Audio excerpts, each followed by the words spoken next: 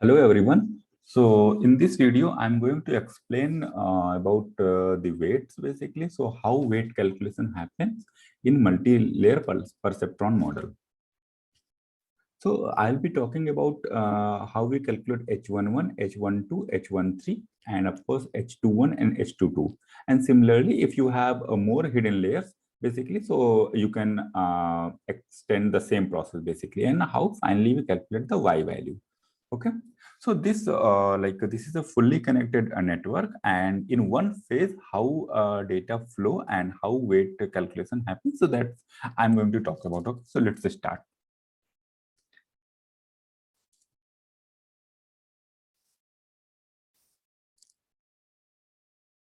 Okay, so we have two inputs, x1 and x2, and I have taken two hidden layers basically just for explanation purpose. So, and these are fully connected basically. So this x1 will be connected with each of the neuron in the first hidden layer, and x2 will as well connected to the each of the neuron in first hidden layer. Okay. And then similarly, like these H11, H12, H13 will be acting as the input for the next hidden layer. And then we'll have some weights associated with each of the arrow basically. And then we have finally the output basically, and that is Y. Okay. So this is our multi-layer perceptron model, so which has two hidden layers and one input layer and one output layer finally. Okay. So how we proceed basically? So we proceed with by randomly initializing those weights basically. All those weight value will assign randomly. So all W11, W12, W13, all these weights basically. Okay, I have assigned randomly. Okay. I mean, there is no logic, just random. I put some weights basically and some bias value. So I took bias B1 and B2 both as one, and B3 also I'll take one. Okay. So you can take a different bias value. So that's all fine. There's no problem in that one book. Okay. And then we'll calculate f of x. So that is nothing but the weighted sum of the input plus bias basically. That is xi wi plus b. And that will be denoted as z value.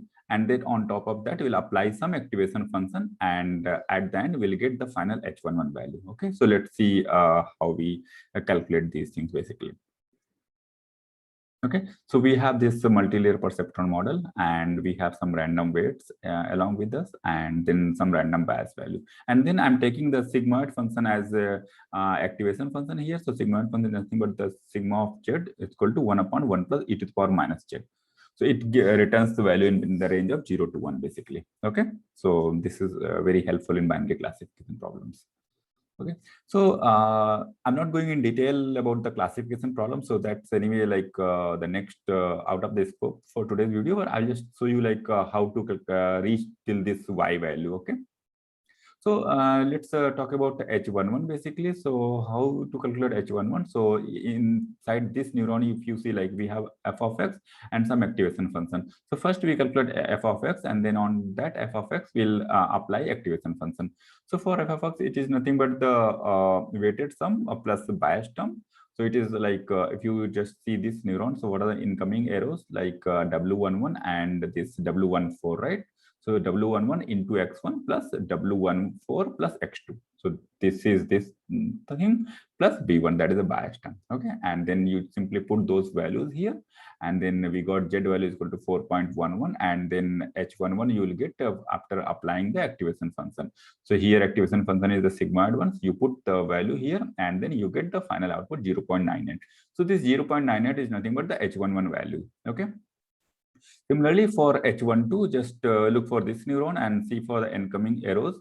So this is W12 into X1 plus W15 into X2 and plus B1. So this is the B1 basically. Okay. So just put the values again and you get the 0.16 as H12 value. And similarly, you calculate H13. And this will also come at 0.08. Okay. So just focus on the concept basically. So I have make sure like this calculation, these numbers are correct only, but very rare chances there could be like some error in calculation, but I try to make them correct basically. So, okay, but the idea is same, like you just need to put the x1 and w13 and all those values and then calculate. Okay, you can use calculator basically.